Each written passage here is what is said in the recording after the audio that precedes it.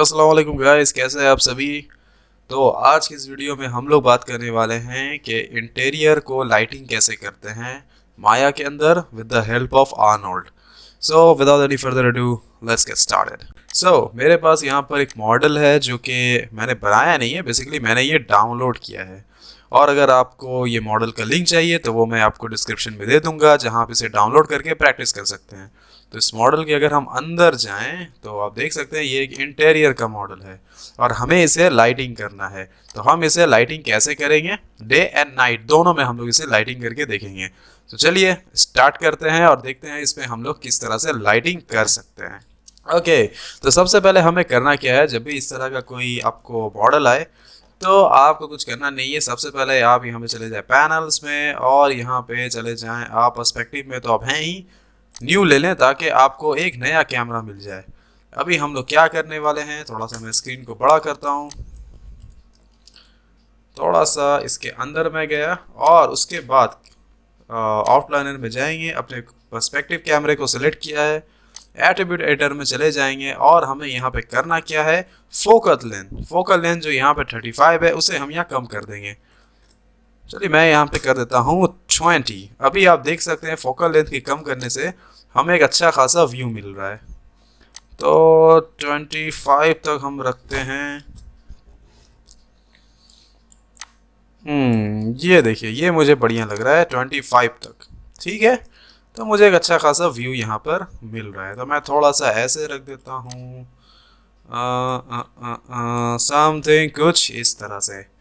Nice. अभी मुझे करना क्या है कि सबसे पहले तो मैं इस कैमरे को लॉक करूंगा ताकि गलती से भी ये मुझसे हिल ना जाए।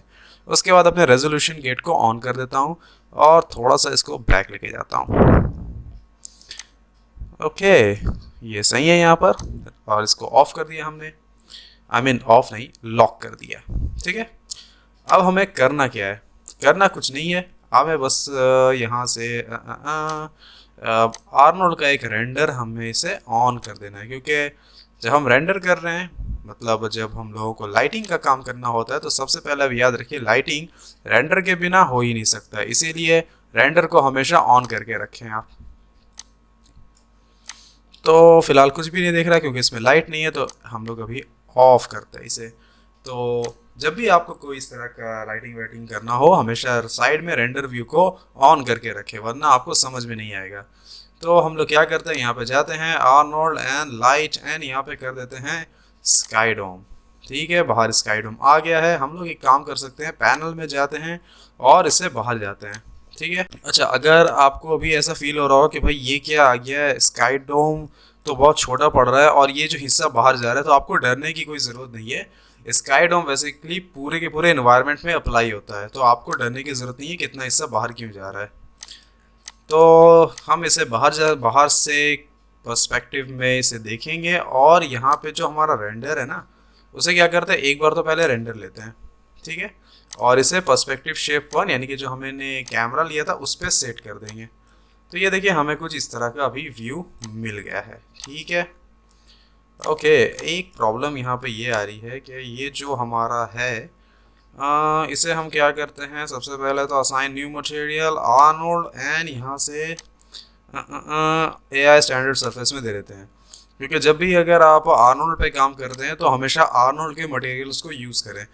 मैंने देखा है बहुत से लोग लैम्बर्ट या ब्लिन लेकर काम करते हैं। प्लीज़, लैम्बर्ट ब्लिन जो है वो माया का बाय डिफ़ॉल्ट टेक्सचर होता है। माया के स्टैंडर्ड सरफेस लाइटिंग या रेंडरिंग के केसेस में वो चल जाएगा, बट अगर आप आर्नोल्ड यूज़ कर रहे हैं then always make sure you use the Arnold texture. भाई फ्री का टेक्सचर आपको मिल रहा है तो आप यूज़ क्यों नहीं कर रहे हो, करो ना यूज़। तो सबसे पहले तो हम रफनेस को बढ़ा देते हैं क्योंकि ये जो सरफेस हो गया ना, मुझे बहुत ग्लॉसी सा लग रहा है and I don't like that glossy. Okay, so इस तरह से हमें कुछ मिल गया है। ठीक है, इसे अपन बंद करते हैं। अभी क्या होता है कि इसकी जो इंटेंसिटी है वो उतनी कुछ खास नहीं है, तो हम लोग क्या करते हैं, थोड़ा थोड़ा इंटेंसिटी को बढ़ाते हैं। समथिंग कुछ इतना कर देते हैं।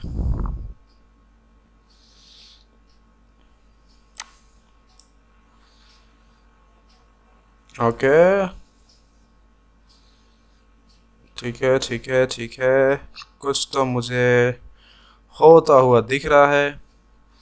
और हाँ, ये अगर आप रेंडरिंग कर रहे हैं ना, क्योंकि लाइटिंग के साथ रेंडरिंग तो साथ साथ ही चलता है, बहुत पेशेंस लेकर काम करें, क्योंकि आपको हमेशा हर काम में रेंडर को क्लियर होने का वेट करना पड़ेगा, क्योंकि जब तक रेंडर क्लियर नहीं हो रहा है आपको कुछ समझ में नहीं आएगा। तो हम लोग को थोड़ा सा वेट करना पड़ेगा। एंड फिलहाल के लिए हम इसे स्टॉप करते हैं, क्योंकि मुझे ओवरऑल अंदाज़ा हो गया है कि इसका किस तरह से लाइटिंग हो रहा है।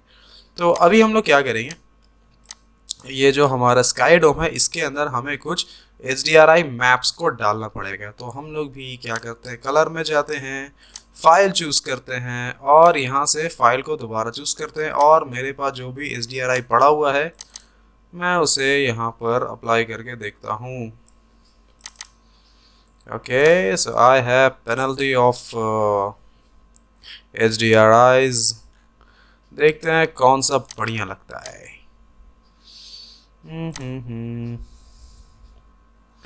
ओके, ये एक ले लेता हूँ। ठीक है, तो HDRI हमें कुछ इस तरह से दिख रहा है। अच्छा, एक और चीज़ याद रखिए, HDRI जो होता है वो इमेज बेस्ड लाइटिंग होता है। तो इसमें जो भी लाइट का इफेक्ट होता है वो इस इमेज के हिसाब से होता है। तो अगर आप देखें तो इस इमेज में सूरज पीछे की तरफ है, और हमारे जो मॉडल है उसमें जो लाइट को अंदर आने की जो जगह है वो सिर्फ विंडोज़ से ही है। ये जो विंडोज़ में आप गैप देख रहे हैं ना, इसके थ्रू ही लाइट अंदर की तरफ जाएगा। लेकिन हमारे में सूरज जो है, यानी कि जो सबसे ज़्यादा एल्यूमिनेट कर रहा है सीन को, वो पीछे है। तो हम लोग क्या करेंगे, इसे बस घुमा कर सामने की तरफ ले आएंगे। आ गया सूरज हमारा सामने की तरफ, ये हो गया। अभी एक बार इसको रेंडर लेके अपन देखते हैं क्या आता है।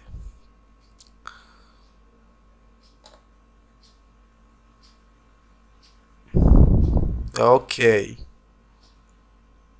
नाइस एंड क्लीन रेंडर हमें मिल रहा है।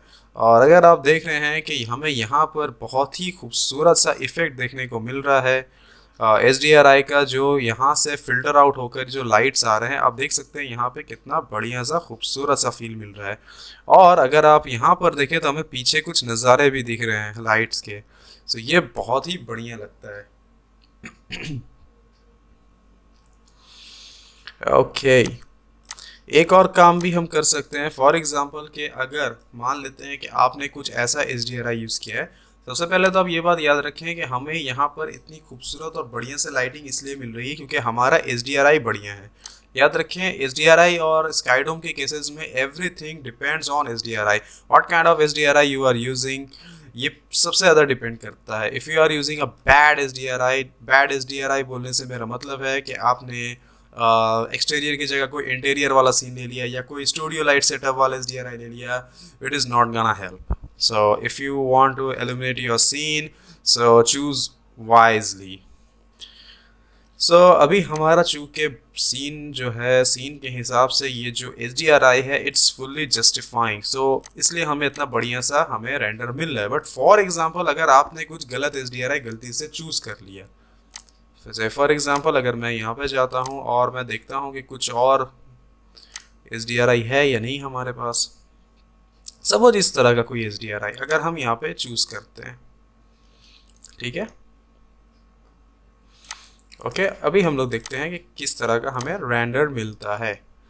सो अभी आप देख सकते हैं कि यहाँ पे जो HDRI हमने यूज़ किया है which is an overcast HDRI, पहले जो था वो एक सनी डे का था, हमें सूरज पूरा देखने को मिल रहा था और सूरज के लाइट से ही यहाँ फ्लोर में भी हमें कुछ लाइट के इफ़ेक्ट्स जो है वो शेडोज़ वगैरह देखने को मिल रहे थे जो यहाँ से फिल्टर आउट होके आ रहे थे।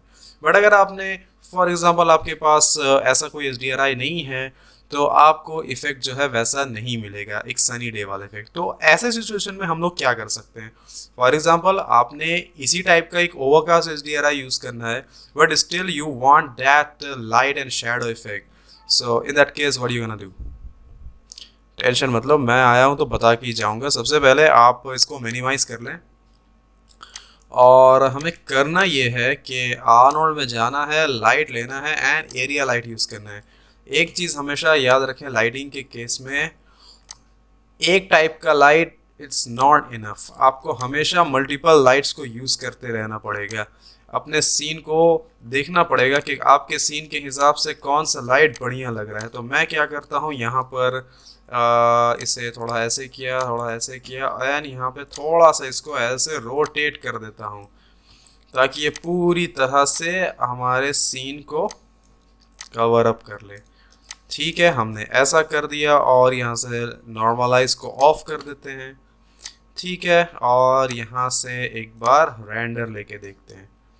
और इसके आप देखिए यहाँ पर एक ऑप्शन आता है स्प्रेड। स्प्रेड वैल्यू को हम लोग पूरी तरह से डाउन करते हैं और अभी आप देख सकते हैं कि सेम वैसा ही इफेक्ट हमें यहाँ भी देखने को मिल रहा है। ठीक है, तो अभी अगर आपको लगता है ये थोड़ा ज़्यादा हो गया है, कुछ भी नहीं करना, बस इसे थोड़ा सा आप ऐसे थोड़ा डाउन कर दें। अभी आप देख सकते हैं हमें मिल गया हमारा मनचाहा इफेक्ट। थोड़ा सा इसको ऐसे डाउन कर देते हैं, इसे थोड़ा सा ऊपर की तरफ ले आते हैं, थोड़ा सा ऐसे। ये देखिए जैसा हमारा पहले हमें मिल रहा था वैसे ही इफेक्ट हमें यहाँ भी देखने को मिल रहा है। हाँ, आप हो सकता है आपके मन में ये ख्याल आ रहा होगा कि भाई, कभी कभी मेरे मन में ये ख्याल आता है कि भाई ये रेंडर इतना नॉइजी क्यों है। तो देखिए ये इसका मैं कुछ नहीं कर सकता। ऑलवेज रेंडर को क्लियर होने के लिए थोड़ा वक्त देना पड़ता है। नॉइजी रेंडर ये ग्लोबल इशू है, सबका ही ये इशू आता है कि रेंडर जब पूरा नहीं होता तो वो थोड़ा नॉइजी लगता ही है। तो थोड़ा सा वेट करें इसको रेंडर होने के लिए। सो वेट करें आप। A few moments later. Alright guys, so after a few moment हमारा रेंडर तैयार हो चुका है। I know it's still noisy क्योंकि उसके बाद भी हम लोग कुछ ट्विक्स कर सकते हैं, कुछ रेंडर सेटिंग्स कर सकते हैं जो कि मैं आपको बताऊंगा बाद में किसी अगले वीडियो में। फिलहाल के लिए समझने के लिए हम देख सकते हैं कि हमारा रेंडर लगभग मतलब पहले से तो बहुत ज़्यादा क्लियर हो चुका है और हमें ये इफ़ेक्ट्स भी देखने को मिल रहे हैं जो बाहर से आ रहे हैं। तो आपको इससे समझ में आ गया होगा कि अगर हमें HDRI वैसा ना मिले तो हम लोग उस टाइप का इफ़ेक्ट लाइट जो है इन वॉल्स के अंदर से ये जो जाली जैसी चीज़ें बनी हुई इनके बाहर से किस तरह से लाइट अंदर की तरफ आ सकते हैं फिल्टर आउट होके, और इससे इस तरह से हमें कुछ इस तरह से लाइट एंड शेडोज़ का एक बढ़िया सा इफेक्ट देखने को मिलता है। तो हम लोग यहाँ पे क्या करते हैं, इसी को कॉपी कर देते हैं। हाँ, ये याद रखें अगर आपको यही सेम इफेक्ट आपको HDRI से मिल जा रहा है तब आपको ज़्यादा ये सब करने की ज़रूरत नहीं पड़ रही। ओके, सो हमारा सेटअप तैयार हो चुका है। अब एक बार फिर से हम लोग रेंडर लेंगे।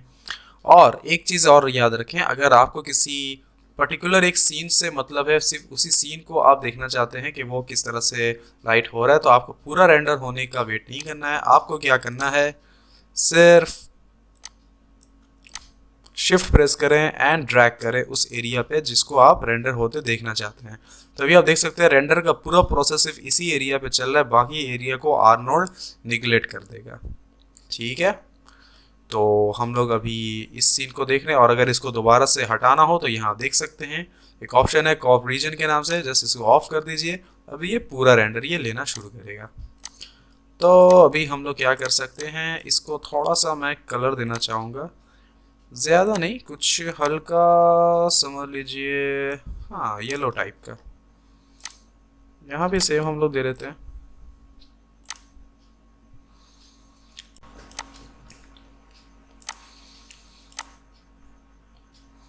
क्योंकि डे लाइट अगर हम लोग करना चाहते हैं कि डे लाइटिंग में, तो हमें थोड़ा सा येलोइश टोन देना पड़ेगा क्योंकि ऑब्वियसली सन का जो लाइट होता है वो हल्का तो येलो कलर का ही होता है ना। ओके, सो हमने कुछ इस तरह का बना लिया है। एक बार लाइट को थोड़ा सा ऐसे वैसे कुछ हम लोग रोटेट कर देते हैं ताकि हमें बाहर का भी जो नज़ारा है वो हमें थोड़ा दिखे, और हो सके तो इसकी इंटेंसिटी को थोड़ा सा हम लोग डाउन कर देते हैं, may be it's like 7। Alright, तो अभी आप देख सकते हैं हमें बाहर का जो सीन है वो भी दिख रहा है और ये हमारा जो लाइट है, लाइट जो फिल्टर आउट होके आ रहा है वो भी हमें दिख रहा है बढ़िया सा। सो ये है हमारा लाइटिंग। तो अभी हम लोग क्या करते हैं, यहाँ पे इस स्काई डोम में जाते हैं, सैम्पल को मैं चेंज कर देता हूँ, से फॉर एग्जांपल समथिंग 3 में। ऑलराइट, सो अभी हम लोग क्या करते हैं, इसको एक फाइनल रेंडर निकालते हैं और देखते हैं कि ये सीन किस तरह से दिखता है। अच्छा हाँ, एक और बात मैं आपको बताना चाहूँगा, अगर आपको ऐसा लगता है कि ये HDRI और दो जो हमने लाइट्स दी हैं इसके बावजूद भी अगर आपको ऐसा फील होता है कि आपको वैसी वाली फीलिंग नहीं आ रही, तो आप एक और काम कर सकते हैं। जिस एंगल में हमारा कैमरा है ना, उसके ठीक पीछे से आप एक लाइट दे दो। जैसे मैं आर में जाता हूँ, लाइट्स में जाता हूँ, एक एरिया लाइट मैंने चूज़ करी है यहाँ पे, और इसे थोड़ा मैं साइज़ को बढ़ाता हूँ। ये ऐसे हो गया, इसको मैं थोड़ा सा अंदर की तरफ ले जाता हूँ। ठीक है, इसे मैं थोड़ा सा साइज में बड़ा कर देता हूँ, समथिंग कुछ इस तरह से। और मैं क्या करता हूँ, एट्रीब्यूट में गया, नॉर्मलाइज को ऑफ करता हूँ, थोड़ा सा इंटेंसिटी में बढ़ा देता हूँ, समथिंग कुछ इतना। नहीं नहीं नहीं, ये तो बहुत ज़्यादा हो गया, इतना नहीं, समथिंग कुछ कुछ कुछ कुछ कुछ कुछ कुछ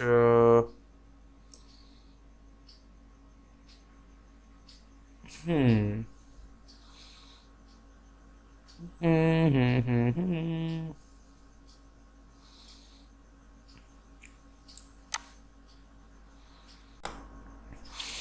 मैं कुछ इतना रख देता हूँ, ये मुझे ठीक लग रहा है। ओके, तो अब इसे हम लोग रेंडर होने देते हैं और इसका एक फाइनल रेंडर निकालते हैं, देखते हैं वो कैसा दिखता है। तो अब आप देख सकते हैं कि मैंने यहाँ टोटल इस पूरे सीन को एलिमिनेट करने के लिए 4 तरह के लाइटिंग्स को यूज़ किया है। एक तो हमारा HDRI है और बाकी 3 जो है हमारे एरिया लाइट्स हैं। अगर देखा जाए तो इस पूरे सीन को एल्यूमिनेट करने में जो लाइट एक्चुअल में रिस्पॉन्सिबल है वो है हमारा HDRI लाइट। बाकी जो 2 एरिया लाइट्स हमने दिए हैं वो सिर्फ ये लाइट एंड शेडो वाले इफेक्ट्स को पाने के लिए, जो इस खिड़की से फिल्टर आउट होके आ रहे हैं, जिससे हमें एक बहुत ही बढ़िया सा खूबसूरत सा इफेक्ट देखने को मिल रहा है। और एक कैमरे के पीछे हमने लाइट दिया है जिससे जो थोड़ा बहुत सा डार्कन एरिया है वो कवर अप हो रहा है। सो इस तरह से हमने 4 लाइट्स को यूज़ करके पूरे एक सीन को एल्यूमिनेट किया है। थोड़ा वेट करते हैं, देखते हैं कि वेट करने के बाद यानी रेंडर होने के बाद हमारा सीन कैसा दिखता है। A few moments later. Alright guys, तो आप देख सकते हैं कि हमारा रेंडर पूरा कंप्लीट हो चुका है और यहाँ पे आप देख सकते हैं बिल्कुल क्लीन हो गया है हमारा रेंडर। तो पूरा क्लीन होने के बाद आप देख सकते हैं कितना खूबसूरत और बढ़िया सा हमें रेंडर मिल रहा है। अब देख सकते हैं कि पीछे हमें पूरा एक बढ़िया सा इन्वायरमेंट मिल रहा है। यहाँ पे आपको लाइट्स एंड शेडोज़ का जो इफेक्ट है वो देखने को मिल रहा है और हमारा सीन भी, हमारा जो ये रूम है, अच्छा खासा इल्यूमिनेट हो रहा है। तो इस तरह से हम लोग डे लाइटिंग को करते हैं। अभी हम लोग क्या करेंगे, सेम चीज़ को हम लोग नाइट में कन्वर्ट करके देखते हैं और फिर देखते हैं कि दोनों में क्या अंतर हमें देखने को मिलता है। ओके गाइस, तो हमारे ये डे नाइट लाइट सीरीज़ का पार्ट 1 का एंड होता है और हम लोग इसी सीन को नाइट में कन्वर्ट करेंगे, लेकिन एक दूसरे वीडियो में। उम्मीद करता हूँ आपको आज का ये वीडियो ट्यूटोरियल पसंद आया होगा। अगर पसंद आया हो तो प्लीज़ लाइक करें, कमेंट करें। अगर आपको कोई भी डाउट है तो आप कमेंट में मुझसे पूछ सकते हैं और चैनल को सब्सक्राइब ज़रूर करें। मैं ये चीज़ देख रहा था कि आप में से बहुत से लोग इस वीडियो को देखते हैं और देखकर बस कल्टी मार लेते हैं, लेकिन चैनल को सब्सक्राइब नहीं करते। तो यार प्लीज़, फ्री का है, इसमें कोई टैक्स नहीं लगता, तो ज़रूर चैनल को सब्सक्राइब करें। मैं मिलूंगा आपसे एक नए वीडियो में एक नए ट्यूटोरियल के साथ, तब तक के लिए बाय।